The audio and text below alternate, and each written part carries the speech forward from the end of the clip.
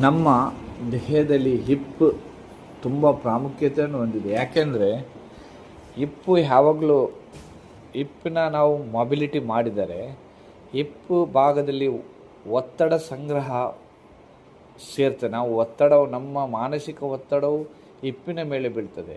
ಹಿಪ್ಪು ಓಪನಿಂಗ್ ಮಾಡೋದ್ರಿಂದ ಮಾನಸಿಕ ಒತ್ತಡ ಕಡಿಮೆಯಾಗಿ ಶಾಂತಿಯನ್ನು ನೀಡುತ್ತದೆ. ಹೊಟ್ಟೆ ಮತ್ತು ಪೆಲ್ವಿಕ್ ಅಂಗಗಳ ಚಲನೆಯನ್ನು ಅದು ಚೇತನಗೊಳಿಸ್ತದೆ, ಅಂಗಾಂಗಗಳ ಚೇತನಗೊಳಿಸ್ತದೆ. ಮತ್ತು ಹಿಪ್ ಓಪನಿಂಗ್ ಯಾಕೆ ಮಾಡಬೇಕಂದ್ರೆ ನಮ್ಮದು ಹಿಪ್ಪಿನ ಸ್ನಾಯು ಗಟ್ಟಿತನ ಕಡಿಮೆ ಆಗ್ತದೆ, ಕಮರಿನ ನೋವು ಸಹ ಕಡಿಮೆ ಆಗ್ತದೆ. ಮತ್ತು ಹಿಪ್ ಓಪನಿಂಗ್ ಬೆನ್ನಿಗೆ ಆರಾಮವಾಗ್ತದೆ ಮತ್ತು ಸರಿಯಾದ ದೇಹದ ಭಂಗಿಯನ್ನು ರೂಪಿಸ್ತದೆ. ಮೊಣಕಾಲು ಮತ್ತು ಗುಂಡುಗಳ ಮೇಲೆ ಒತ್ತಡ ಕಡಿಮೆ ಆಗ್ತದೆ.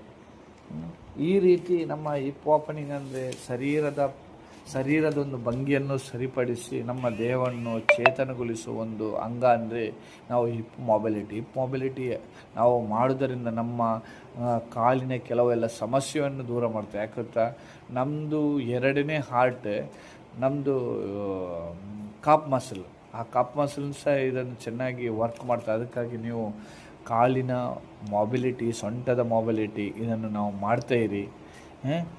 ದ ಲೋಷನ್ ಆ್ಯಂಡ್ ಮೋಷನ್ ಯಾವಾಗಲೂ ತುಂಬ ಕ್ಲಿಯರ್ ಆಗ್ತದೆ. ಯಾವಾಗಲೂ ನೀವು ಇದನ್ನು ಮಾಡ್ತಾಯಿರಿ, ನಿಮ್ಮ ಆರೋಗ್ಯವನ್ನು ಚೆನ್ನಾಗಿದೆ ಅಂತ ನನ್ನದೊಂದು ಆಸೆ. ಯಾರು ಸಬ್ಸ್ಕ್ರೈಬ್ ಆಗಿಲ್ಲ ಅವರು ಸಬ್ಸ್ಕ್ರೈಬ್ ಮಾಡಿ, ಇದನ್ನು ನಿಮ್ಮ ಫ್ರೆಂಡ್ಸ್ನವ್ರಿಗೆ ಸಹ ಕಳಿಸಿ. ಆರೋಗ್ಯದ ಒಂದು ಗುಟ್ಟು ಸೊಂಟದಲ್ಲಿದೆ. ಸೊಂಟ ಸೂಪರು ಇನ್ನೂ ಡೇಂಜರ್ ಅಂತ ಹೇಳ್ತಾರೆ. ನಾವು ಸೊಂಟವನ್ನು ಎಷ್ಟು ಸೂಪರಾಗಿಡ್ತೇವೋ ಅಷ್ಟೇ ನಮ್ಮ ಶರೀರವು ತುಂಬ ಅಂದರೆ ಅದಕ್ಕೆ ವ್ಯಾಲ್ಯೂ ಇಡಲಿಕ್ಕೆ ಆಗೋಲ್ಲ. ಈ ಕ್ರಿಯೆಯನ್ನು ನಾವು ಮಾಡ್ತಾಯಿರಿ. ಹಾಗೆ ನಾನು ಈ ಹಿಪ್ ಮೊಬಿಲಿಟಿ ಕ್ರಿಯೆ ನಾನು ನಿಮಗೆ ಕಲಿಸ್ತಾ ಇರ್ತೇನೆ.